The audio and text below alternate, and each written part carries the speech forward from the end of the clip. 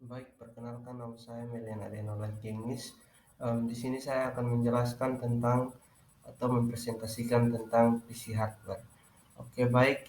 Untuk bagian-bagian pembahasan yang akan dibahas mengenai topik PC hardware, yang pertama yaitu motherboard, prosesor, hard disk, RAM, optical drive, floppy disk, VGA card, sound card, keyboard, mouse, monitor, printer, power supply, scanner, dan modem. Jadi baik, yang akan dijelaskan dalam beberapa penjelasan tersebut adalah yang pertama itu pengertian dari um, topik-topik pembahasan yang akan dibahas dan juga fungsi dari topik-topik ini. Oke, jadi untuk bagian yang pertama, um, kita masuk ke bagian yang pertama yaitu motherboard. Nah, motherboard adalah bagian komputer yang paling utama karena berisi sistem BIOS. Nah, fungsi dari motherboard adalah sebagai papan sirkuit utama yang sebagai penghubung komponen hardware lainnya.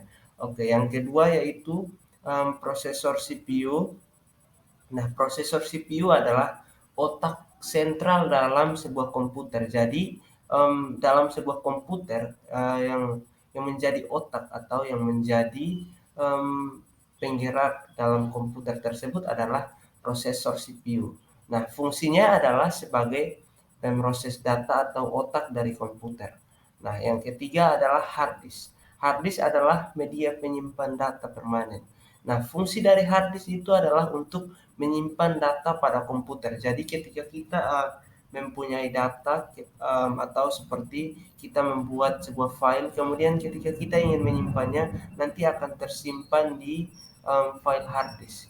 Kemudian yang berikut yang keempat yaitu unit penyimpan RAM. Oke, jadi RAM adalah unit penyimpanan data yang tidak permanen, berfungsi untuk menyimpan data yang dibutuhkan CPU secara acak dan sementara. Data akan hilang jika komputer dimatikan. Jadi RAM ini adalah unit penyimpan data yang tidak permanen, yang berarti ketika kita membuat sebuah file atau data dan ketika kita menyimpannya, ketika kita menyimpannya lalu komputer dimatikan, maka data tersebut akan hilang seperti itu. Oke, jadi yang selanjutnya adalah optical drive. Nah, optical drive adalah alat pembaca untuk media menyimpan data berupa disk dan DVD atau CD. Nah, yang berikut adalah floppy disk. Nah, floppy disk adalah media pembaca untuk disket atau disket adalah media penyimpanan data yang portable yang bisa dibawa kemana-mana. Oke, untuk poin yang ketujuh yaitu VGA card. Nah, VGA card adalah singkatan dari video graphic array. Nah, VGA card itu fungsinya adalah mengeluarkan output atau grafis. Nah, grafis ini adalah gambar untuk ditampilkan pada monitor. Jadi ketika kita contohnya seperti ingin membuat film atau foto, nah yang akan mengeluarkan grafis atau gambarnya yaitu adalah VGA card. Jadi itu adalah fungsi dari VGA card. Kemudian yang berikut adalah sound card. Nah, sound card adalah bagian-bagian yang mendekode data-data digital menjadi sinyal suara sinyal suara. Jadi sound card ini fungsinya uh, dalam pengelolaan komputer, audio di komputer. Jadi fungsi dari sound card itu adalah uh, pengelolaan data audio di komputer seperti itu. Jadi setiap data yang kita masukkan berupa suara atau audio nanti yang akan mengelolanya adalah sound card. Nah, yang berikut adalah keyboard. Nah, keyboard ini kita sudah tidak asing lagi dengan keyboard dan pengertian keyboard adalah papan ketik yang berisi semua model huruf, angka, karakter dan tanda pembaca yang menjadi sarana bagi komputer dalam memasukkan data ke komputer. Nah, jadi komputer itu tidak lengkap ketika tidak memiliki keyboard. Nah, jadi fungsi dan peranan keyboard dalam komputer ini juga terbilang sangat penting karena untuk mengoperasikan komputer kita harus memerlukan adanya keyboard seperti itu. Oke, jadi untuk pembahasan yang ke-10 itu yaitu mouse. Mouse adalah sebuah alat pointer untuk mengakses melalui layar monitor. Nah, jadi mouse ini difungsikan ketika papan keyboard seperti yang untuk scroll seperti ini ketika benda tersebut rusak mungkin ya. Nah, mouse ini dibutuhkan sekali untuk melengkapi adanya sebuah komputer seperti itu. Jadi yang berikut adalah monitor. Nah, monitor adalah media tampilan gambar hasil output dari VGA card dan fungsinya untuk menampilkan pengelolaan CPU. Jadi monitor dan VGA card ini memiliki hubungan begitu. Nah, sehingga monitor ini dalam pengertiannya dia adalah media yang akan menampilkan gambar hasil output dari VGA card. Jadi dalam pengelolaan sebuah video atau gambar nanti yang akan dimunculkan itu nanti dia akan muncul dalam monitor. Oke, yang berikut adalah printer. Nah, printer ini adalah alat untuk mencetak hasil kerja dari komputer ke dalam media kertas. Nah, komputer ini sudah lazim untuk kita sudah sering untuk kita temui biasanya di tempat-tempat fotokopian atau printer namanya.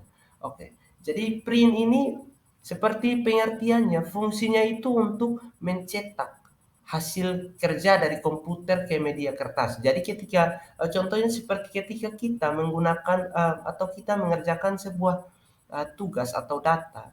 Nah, kemudian kita diminta untuk mencetak data tersebut ke dalam kertas. Nah, ketika kita ingin mencetak data atau hasil kerja kita ke dalam kertas, maka printer ini sangat dibutuhkan. Oke, selanjutnya yaitu power supply. Nah, power supply ini dalam komputer itu biasanya berperan dalam menyuplai tegangan secara langsung ke komponen yang ada dalam casing komputer seperti hard disk, motherboard, dan perangkat lain yang ada dalam casing komputer. Jadi power supply ini seperti pengertiannya dia menyuplai segala jenis perangkat, segala jenis perangkat itu dia menyuplai mereka dalam sebuah casing yaitu casing komputer. Oke. Selanjutnya yaitu scanner. Nah, scanner adalah hardware yang memiliki fungsi mengubah data atau dokumen yang sudah tercetak dalam data digital dengan memanfaatkan sinar pemindai agar bisa disimpan dalam komputer. Nah, yang berikut adalah modem. Modem mempunyai kepanjangan modulator demodulator. Nah, modem ini berfungsi sebagai sinyal digital yang menjadi sinyal analog. Oke, jadi untuk penjelasan PC hardware itu adalah poin-poin yang dibahas dan selanjutnya kita masuk ke pembahasan yang berikut yaitu membahas tentang PC All-in-One. Nah, apa sih PC All-in-One? PC All-in-One adalah komputer pribadi yang mengintegritaskan komponen internal sistem ke dalam casing yang sama dengan layar, sehingga menempati ruang yang lebih kecil daripada desktop yang menggunakan benar. Oke, jadi fungsi-fungsi dari PC All-in-One. Nah, fungsi yang pertama yaitu data input. Nah, apa itu data input? Data input adalah komponen utama yang di belakang layar masih mampu menerima informasi dan atau data dari sumber lain yang berasal dari luar. Seperti data intinya komputer ini biasanya menghasilkan output dalam bentuk informasi. Nah, data yang diolah itu biasanya berbentuk seperti gambar, teks, audio, grafik, dan lain-lain. Nah, data output biasanya berfungsi dapat memberikan hasil output setelah komputer dapat memproses pengelolaan data atau pengolahan data. Kemudian yang berikut adalah data processing. Nah, data processing adalah seperti fungsi komputer pada umumnya, yaitu mampu untuk mengelola data sehingga nantinya komputer ini bisa menghasilkan output dalam bentuk informasi. Nah, data yang diolah itu biasanya berbentuk seperti gambar, teks, audio, dan grafis. Jadi, fungsinya dengan data input itu hampir mirip seperti itu. Nah, yang berikut yaitu data input lagi. Data input ini fungsi komputer all-in-one yang lain adalah dapat memberikan hasil output. Setelah komputer yang memproses pengolahan data, maka data ini disajikan dengan menggunakan monitor, alat printer, dan speaker. Nah, jadi fungsi PC all-in-one dan bagian-bagiannya itu sangat berkaitan atau sangat berhubungan dengan bagian-bagian dalam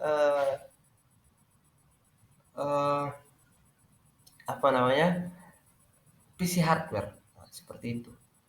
Jadi yang berikut adalah data storage. Nah, komputer all-in-one juga memiliki kemampuan untuk menyimpan data sehingga data yang sudah dikelola dapat ditemukan kembali secara mudah dan juga dapat digunakan kembali. Data ini tentu saja akan disimpan dalam memori komputer yang berada di belakang layar monitor maupun memori eksternal. Nah, jadi data storage ini memiliki peranan yang bisa dibilang cukup penting dalam komputer all-in-one. Karena data storage ini ketika kita membuat sebuah data atau menyimpan sebuah data seperti tugas-tugas yang kita ketik atau dokumen-dokumen lainnya nantinya akan disimpan dalam data storage dan itu akan terjaga dan ketika data tersebut mungkin hilang, data tersebut dapat dikembalikan atau ditemukan dengan mudah seperti itu. Oke, dan fungsi yang terakhir yaitu data movement. Nah, fungsi dari data movement ini dapat melakukan pemindahan data dari komputer yang satu ke komputer lainnya atau menggunakan peralatan output lainnya. Jadi fungsi data movement untuk komputer all-in-one ini adalah untuk memindah. Ketika kita mempunyai sebuah data, kemudian kita ingin memindahkannya ke komputer yang lainnya. Nah, fungsi data movement ini sangat dibutuhkan. Oke.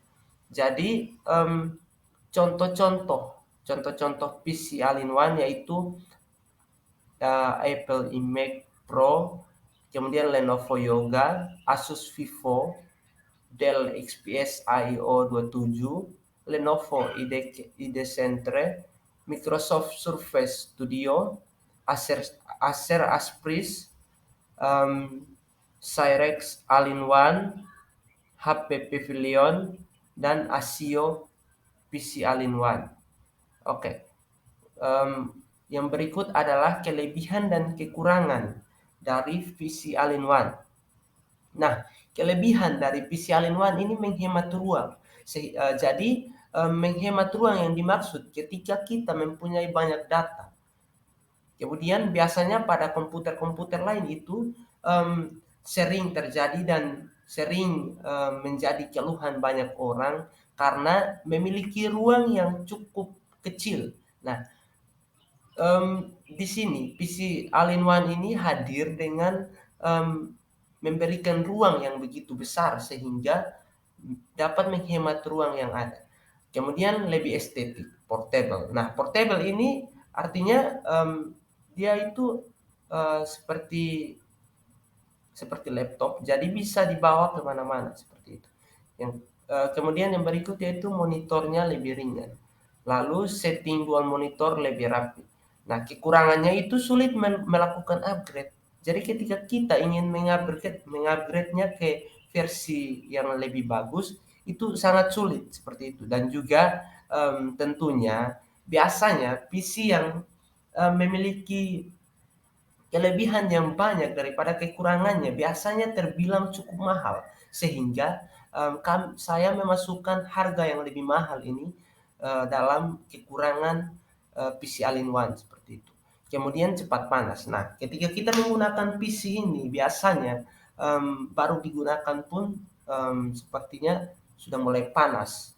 Oke, jadi itu adalah presentasi dari saya tentang PC All-in-One dan PC hardware. Oke, baik. Sekian dan terima kasih. Selesai sudah presentasi saya hari ini, seperti kamu dan dia yang selesai tanpa pernah dimulai.